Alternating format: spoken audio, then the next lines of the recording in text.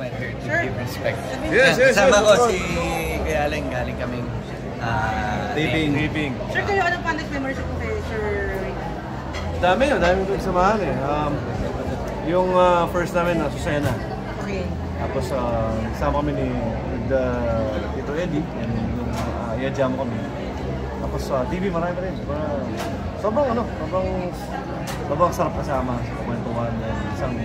Parang tatay siya sa akin. Every time nag-usap kami about paano yung start lahat, paano yung staying power ng showbiz dahil hindi naman lahat nabibigyan ng opportunity or chance na magkaroon ng isang Ricky Davao, di ba? Parang malaking karangalan bilang artista na makasama mo siya. And unlike him, hindi ko talaga nakasama si Tito Ricky sa work. Most of the time, kapag may mga gathering, so doon ko lang din siya nakaka-respect. Kami dadaan agad. Masayaking tao. Oo, masayahin. Kaya medyo talaga nagkakasundo kami kahit. Sa kalokohan ba yan? Kasi pagiging masayahin. Pero pansin nyo, no, sa showbiz ngayon, parang napapansin nyo na nagkakasunod-sunod yung nangyayari. Ano yung usapan namin lagi? Oo, kanina nga pinag-uusap kami dun eh. Tayo kaya? Kailan tayo? Hindi kasi in life yun lang yung bagay na sigurado talaga tayo. Lahat tayo doon din naman papunta. Ang tanong is, paano natin ginampanan yung buhay natin? So, yung purpose, yun yung importante. Kasi yun, siyempre, totoo yun. Parang yung quality of life. Kung paano ka mabuhay everyday, paano magpasalamat sa Diyos na buhay ka, na malakas ka. And hindi ka matakot na soon, kumbaga, kung time mo lang, wala kang magagawa eh. Hindi mo naman pwedeng pigilan yun eh. Kumbaga, yun nga, sabi ni Joros, parang lahat tayo, darating doon, una-unahan lang, di ba? Pero malay nyo, mauna isa sa inyo ngayon. Pero ang pinaka-importante ngayon yung sinasabi namin, yung purpose. To know your purpose, you have to know your creator. Because he is the one who designed us and gave us a purpose. Gano'ng kalaking kawalan si Lucia? Sir Ricky? Actually, sunod-sunod. Kaya yung feeling ngayon, parang yung mga foundation na industry, yung mga icon na kasi, eto na naman, pinag-usapan na naman namin din to. Buti hindi pa kayo icon. Bago kami lumabas, sabi parang, yung batch ni na yung dati guys, sila kasi compared sa ngayon, hinulma muna sila ng industriya bago hindi, I mean, pinaghirapan nila kung ano yung meron sila.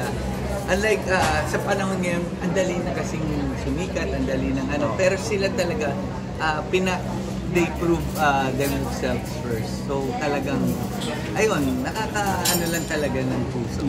When was the last time you talked to? Nakita kami, nag-taping kami sa New Manila, doon siya nakatira. Tapos everyday, pag taping kami, dumadaan siya doon, tapos kinukulit niya kanina, tawag niya ako. Tapos, bawal mag-taping niya, sumuko siya sa homeowners. So, natuwa kami na kwentuhan. Kasi, ayun nga, dahil wala kami movie, so kita kami doon sa set na lang, tapos dumadaan siya. Dumadalaw siya sa taping. So, yun lang. Tapos, yun, add ko lang sa sinabi ni Joros, yung parang, sa dami nang nawawala mga icon natin. Siguro yun yung time na kumbaga, the more na mag-pray natin yung mga actors, mga icon natin na mas tumagal pa, humaba pa yung mga buhay nila dahil konti lang yung mga gaya ni Ate Guy, gaya ni Tito Morales, gaya ni Ricky Davao, konti lang yung mga ganyang icon.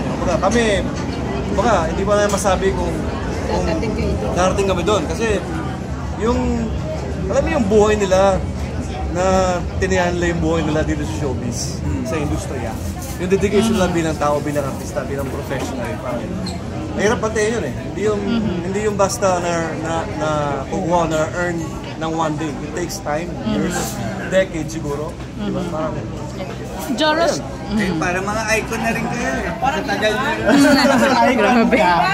Sino pang maging icon? Oo naman, siyempre gusto namin tumagal ng buhay namin at marami naman pasayang tao. Ano nakasamin? Nauna ka sa industriya sa amin. Hindi, may sabay lang naman.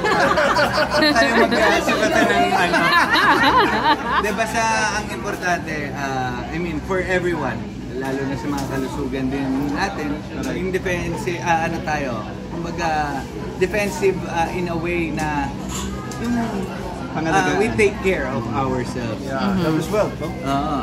At syempre, itong buhay natin hindi talaga sa atin, sa Diyos na. Kaya, ayun, iaalay lang natin sa kanila. Salamat po. Salamat po. Last question po, ano po yung hindi nyo malilimutan na lessons or payo na about na sinasabi sa inyo ni Sir Ricky Davao po? Picture lang. Sir, picture. Kailangan maging professional ka lagi. And kailangan yung mga taong yung pakikisama number one na. Lahat ng tao pag-isamahan mo, yung dun sa pinaka-mababa hanggang pinaka-mataas, pare-pareho lang. Walang pantay-pantay lang dapat lagi. Kaya ako, yung pakikisama ko sa basement 1, sa 7th floor, ganun din Ganun ako. din, para lang. Parehas sa taas at sa baba. Hindi, eto yun nga, nababanggit din namin, napag-uusapan din ng Sir Ricky na sa industriya nagpapatagas sa'yo yung pagiging professional sa kayong pakikisama. So, if you can deliver at the same time, hindi ka pabigat sa production, sa industriya. Gusto ko yung mag-aano sa pangalan natin. Hindi lang husay, no? Hindi lang talento kailangan. Wala hindi pwede. Actually, sa buhay natin, mas more on pakikisama eh. Yung talent, lahat naman tayo may talent eh. Kumbaga, yung iba, mas magaling pa nga sa amin eh. Pero, yung pagiging professional and pagiging, ano yun, yung pagiging down to earth siguro, pagiging humble, di ba? Number one yan eh. Kaya talagang importante pakikisama ito, may tig 20 pesos kayo. 20. At least nakikisama kayo. Tricycle sa amin, 36. Thank you.